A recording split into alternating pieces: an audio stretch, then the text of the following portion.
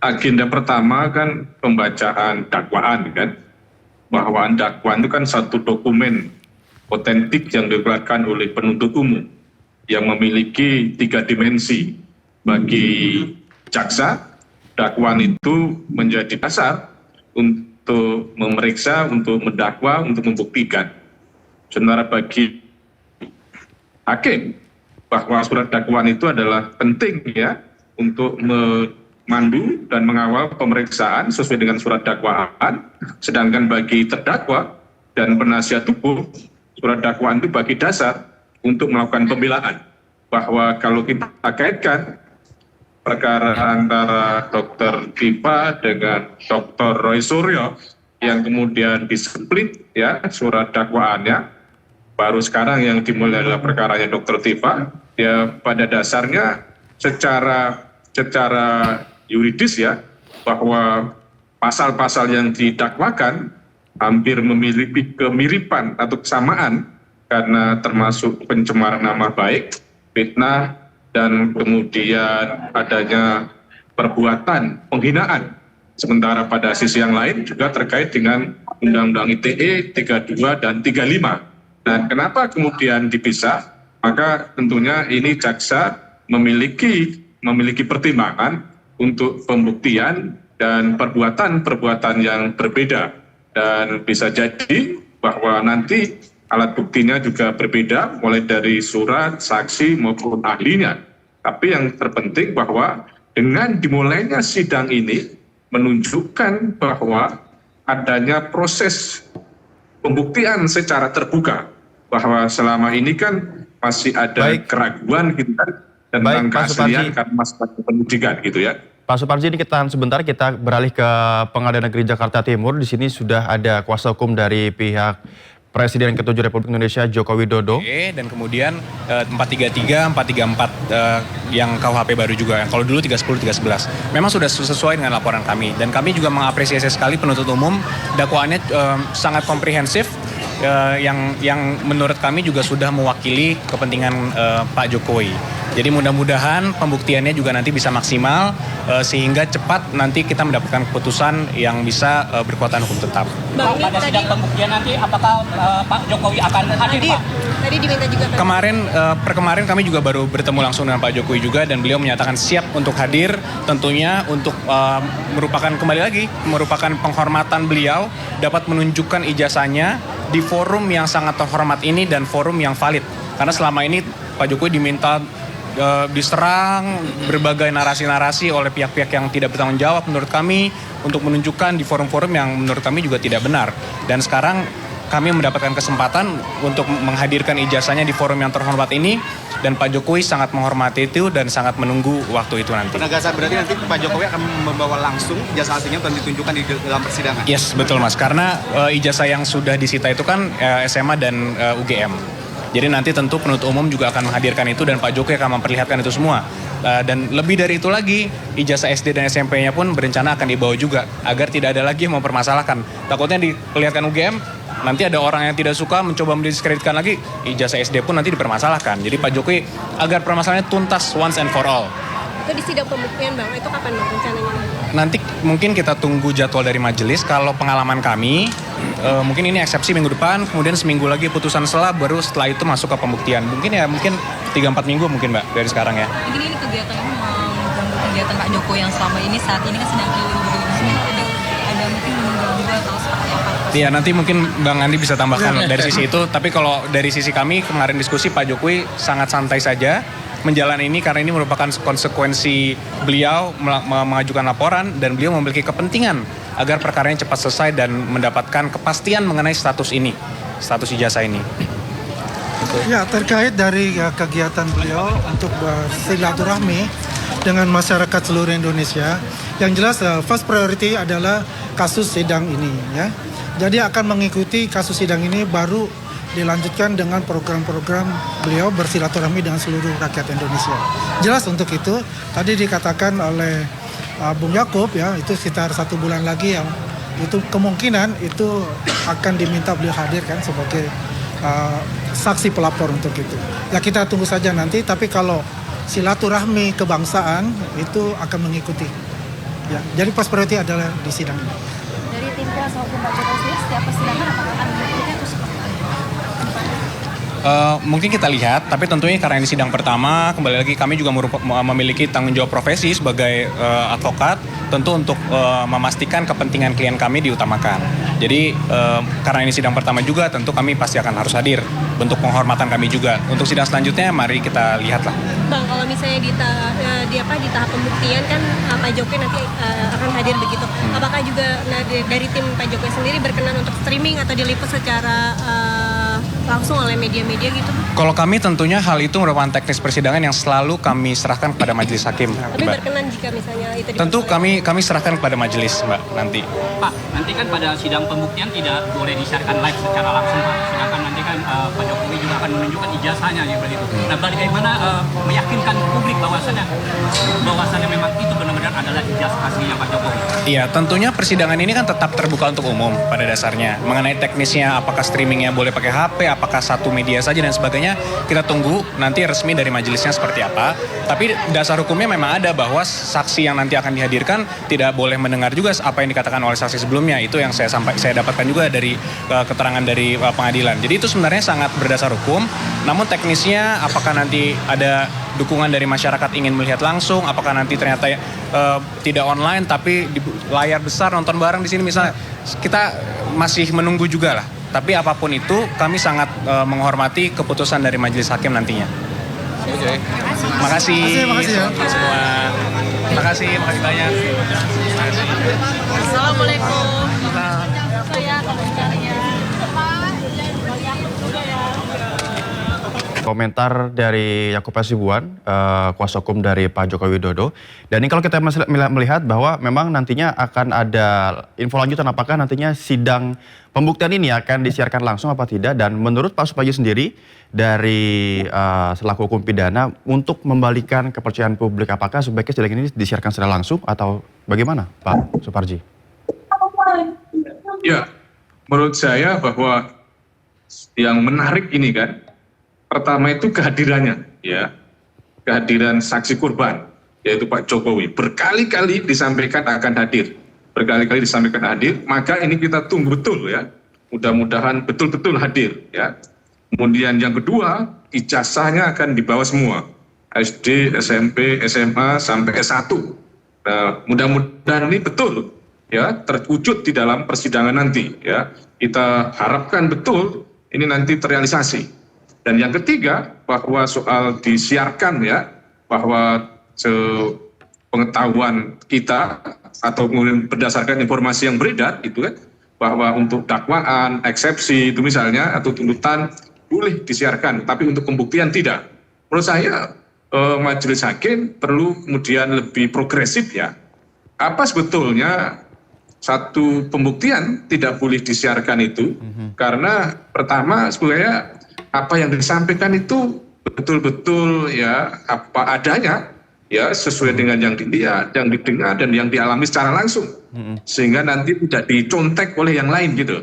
Dan ini kan kalau kita cermati kan mengapa dilarang ya, karena ya khawatir nanti ini akan dicontek oleh saksi-saksi yang lain gitu, sehingga nanti keterangan berikutnya menjadi tidak sesuai dengan fakta yang sebenarnya. Maka selama ini kemudian bisa dijamin bahwa kesaksiannya tidak akan mempengaruhi saksi-saksi yang lain itu menurut saya menjadi untuk disiarkan secara langsung daripada kemudian menjadi berbagai macam spekulasi, berbagai macam penilaian negatif, akuntabilitas dan transparansi persidangan. Meskipun bahwa persidangan itu kan terbuka untuk umum, tapi memang kemudian tidak ditempatkan sebagai suatu tontonan gitu, tetapi bahwa meskipun bukan suatu tontonan, publik saya kira perlu mendapatkan kejelasan ya melalui proses pembuktian di dalam persidangan yang secara transparan gitu ya, secara terbuka, daripada kembali lagi menimbulkan kecurigaan baru gitu. Jadi perlu dijelaskan itu kenapa tidak boleh disiarkan, kekhawatiran apa yang menyebabkan perlu disiarkan. Nah, kekhawatiran itulah ya sebetulnya yang perlu diatasi. Sehingga kalau bisa diatasi kekhawatiran tadi itu, ya sudah disiarkan saja. daripada kemudian menimbulkan masalah kepercayaan publik terhadap proses persidangan. Jadi ini yang kita tunggu-tunggu semuanya ya kan. Berbagai drama katanya dengan ijazah palsu ini sudah bertahun-tahun dan berbagai macam ungkapan disampaikan bahwa akan datang di dalam persidangan dan nanti apakah memang pembuktian soal ijazah palsunya, tetapi sebetulnya nanti bisa lebih pada fokus kepada pembuktian apakah Dr. Tifa itu terbukti memfitnah, mencemarkan nama baik atau kemudian menghina. Ya itu yang jadi pertanyaan kan. Baik. Maka kalau misalnya ijazahnya itu asli, ya berarti dia tidak kalau ijazahnya asli misalnya berarti ya ada dugaan pencemaran nama baik atau memfitnah. Tapi sebaliknya kalau tidak asli ya berarti tidak memfitnah atau tidak mencemarkan nama baik atau kemudian tidak menghina, tetapi sebagai misalnya bagian dari mempertanyakan gitu loh. Ya. Ya, artinya berarti untuk persidangan pembuktian ini seharusnya ditayangkan secara langsung supaya tidak menimbulkan kecurigaan bagi publik, betul begitu Pak ya? Ya, saya kira itu kan lebih bagus, maka sebenarnya kekhawatirannya apa gitu loh, tidak disiarkan itu ya. Apa yang menyebabkan hambatan apa yang tidak disiarkan ya, daripada menimbulkan resiko yang berkelanjutan, lebih baik disiarkan, tetapi kekhawatiran tadi itu yang kemudian perlu diantisipasi supaya akhirnya semuanya menjadi clean ya, tidak lagi muncul masalah-masalah di kemudian hari. Meskipun juga bahwa seandainya tidak disiarkan pun juga itu juga terjamin juga misalnya soal transparansi, terutama bagi pihak yang karena misalnya penuntut umum maupun misalnya terdakwa maupun penasihat hukum, tetapi daripada menimbulkan distorsi di mata publik, lebih baik akan disiarkan. Karena kita juga sudah pengalaman mendengarkan secara langsung sebuah persidangan itu. Iya. Pak, kita balik lagi ke persidangan tadi. Dr. Tifa sempat membatalkan permohonan pra-peradilan yang sempat ia ajukan tadi, dan apakah di langkah strategis mempercepat proses pembuktian di pokok perkara atau ada resiko hukum yang ia hadapi, Pak Suparji? Iya, bahwa dalam konteks pra-peradilan kan itu menguji aspek formilnya kan, apakah prosedur ya, tata cara penangkapan, penggeledahan, penahanan itu sudah sesuai dengan hukum, sesuai nilai hak asasi manusia atau tidak. Itulah yang kemudian diuji. Ya tentunya dengan 163 huruf E KUHP yang baru ini, kalau ada pra-peradilan, maka menunda pokok perkaranya, maka mendelay pokok perkaranya. Karena kalau menggunakan KUHP yang lama atau kemudian putusan MK yang sebelumnya, maka begitu perkara diperiksa di pengadilan, maka kemudian dianggap pra-peradilannya gugur. Tetapi kali ini bahwa pokok perkara menunda persidangannya dengan memperhatikan putusan pra-peradilan, meskipun ya sekali lagi bahwa putusan pra-peradilan pada Pak Roy ini kan tidak menghapuskan kedudukan dia sebagai tersangka, karena tersangka ini kan tidak uji sebagai objek pra-peradilan. Tapi yang jelas bahwa ini menimbulkan penundaan pokok perkaranya. Namun demikian, saya kira tidak akan mengurangi proses pembuktian pada pokok perkara. Jadi ini menurut saya kesempatan yang menarik ya, kesempatan satu proses pembuktian daripada selama ini bertanya-tanya asli atau palsu, maka diharapkan persidangan ini bisa memastikan tentang keaslian atau kepalsuan, meskipun ya bahwa forum persidangan ini bukan sebagai forum untuk menguji keaslian atau kepalsuan persidangan, tetapi bahwa kemudian kaitannya dengan objeknya adalah ijazah palsu atau asli tadi, maka tentunya itu akan dinilai tentang keaslian dan kepalsuannya sebelum masuk pada perkara yang disidangkan, yaitu penghinaan, pencemaran nama baik ataupun fitnah atau kemudian ITE gitu. Ya, Pak, terkait sidang ini, apa yang harus diperhatikan masyarakat agar tetap objektif mengikuti jalannya persidangan tanpa terjebak dalam narasi atau dukungan massa yang bersifat emosional? Ya. Pertama, bahwa yang perlu dipertimbangkan ya untuk mencermati persidangan ini, bahwa apa yang disampaikan itu berdasarkan fakta, berdasarkan alat bukti atau barang bukti tidak. Jadi bukan sekedar cerita, bukan sekedar narasi, bukan sekedar asumsi, bahwa didukung dengan alat bukti tadi itu. Ya, misalnya mengatakan ijazah saya asli, ini buktinya ijazahnya dan sebagainya. Mengatakan bahwa saya tidak mencemarkan nama baik, misalnya karena buktinya setelah ijazah mengungkapkan tentang cerita itu, namanya juga tidak menjadi buruk dan sebagainya. Karena ini yang kedua catatannya, ini deliknya adalah delik soal pribadi kan, soal pencemaran baik, fitnah atau kemudian penghinaan. Nah, ini kan sangat-sangat subjektif sekali, tetapi harus diobjektifikasi. Misalnya apa? Bahwa ketika kemudian didakwa mencemarkan nama baik, apakah misalnya setelah Dr. Tifa itu mengungkapkan kalimat-kalimat tentang ijazah palsu, itu jaksa bisa membuktikan bahwa nama yang bersangkutan itu menjadi lebih buruk atau kemudian menjadi lebih baik gitu. Jadi harus ada kausalitasnya. Kalau misalnya ada seorang artis yang kemudian dicemarkan nama baiknya, maka reputasinya menjadi menurun, dan misalnya menjadi tidak pernah diundang lagi naik panggung atau tidak pernah dipakai untuk melakukan satu kegiatan-kegiatan penghiburan dan sebagainya, berarti namanya menjadi hancur, reputasinya menjadi rusak, maka kategori pencemaran nama baik tadi itu menjadi terpenuhi gitu. Jadi ini menarik untuk membuktikan apakah kalimat-kalimat yang disampaikan oleh Dr. Tifa itu kemudian menyebabkan nama baik Pak Jokowi itu menjadi rusak, menjadi kurang, simpati menjadi berkurang dan sebagainya. Karena yang namanya nama baik kan setelah tercemar berarti kan menjadi tidak baik kan itu. Apakah kemudian itu bisa dibuktikan oleh jaksa penuntut umum? Demikian pula kalau kemudian kaitannya dengan soal fitnah itu, maka soal fitnah ini memang sebenarnya relatif nanti akan bisa dibuktikan gitu, bahwa ketika kemudian menuduh ijazah palsu sementara tidak bisa membuktikan tentang kepalsuannya, masuk kemudian kategori fitnah tadi itu. Tetapi yang juga menjadi agak krusial pembuktiannya adalah soal penghinaannya. Bagaimana dikategorikan menghina kan gitu. Apakah menyebut ijazah palsu dikategorikan menghina? Bisa kemudian dikonfrontasi bahwa tujuannya tidak bermaksud menghina, tetapi demi kepentingan umum, demi kebebasannya, maka kemudian tidak bisa dikategorikan sebagai penghinaan. Misalnya bahwa ketika kita berada di stasiun, terus kemudian handphone kita kecopetan, terus kita teriak-teriak, maling kecopet, itu kan bukan suatu penghinaan. Karena apa? Karena dalam rangka membela diri, supaya HP-nya bisa kembali, karena dicopet orang lain tadi itu.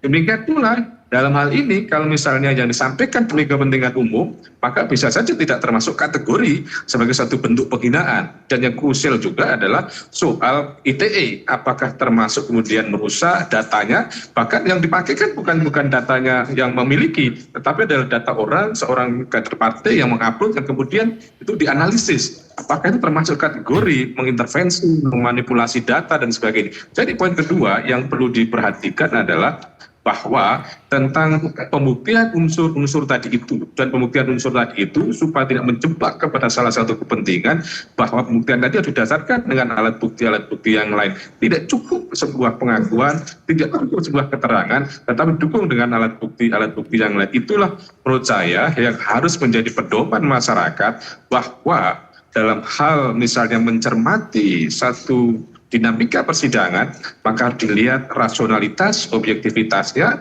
faktualitas apa yang disampaikan, sehingga pada akhirnya itu tidak terjebak pada emosi, pada kepentingan subjektif itu, karena masing-masing tentunya kan memiliki sudut pandang yang berbeda-beda, bahwa tentunya bagi jaksa yang merepresentasi laporan dari Pak Jokowi akan membuktikan bagaimana dakwaannya bisa terbukti. Sebaliknya bagi Dr. Tifa, dia akan melakukan pembelaan supaya dakwaannya tidak terbukti. Nah, perbedaan kepentingan tadi itu bisa teratasi dengan misalnya aturan hukum yang ada, dengan eksistensi hakim yang ada, maka disitulah kemudian menjadi clear proses persidangan. Misalnya kalau kita nonton tadi pertandingan antara misalnya Senegal sama Belgia itu, pada menit 115 itu kan terjadi polemik kan, apakah penalti atau tidak, bahwa kemudian Senegal menganggap bukan penalti, bahwa kemudian Belgia menganggap penalti. Akhirnya hakim melihat VAR. Nah, itu alat bukti elektronik itu yang kemudian akhirnya meyakinkan tentang kebenaran. Jadi bahwa masing-masing pihak bisa memiliki sudut pandang yang berbeda-beda, tetapi itu akan selesai dengan alat bukti yang otentik ya tadi itu. Ya. Baik Pak Suparji Ahmad selaku pakar hukum pidana, terima kasih atas kesempatannya. Selamat siang dan sampai jumpa Bapak. Terima kasih sekali lagi.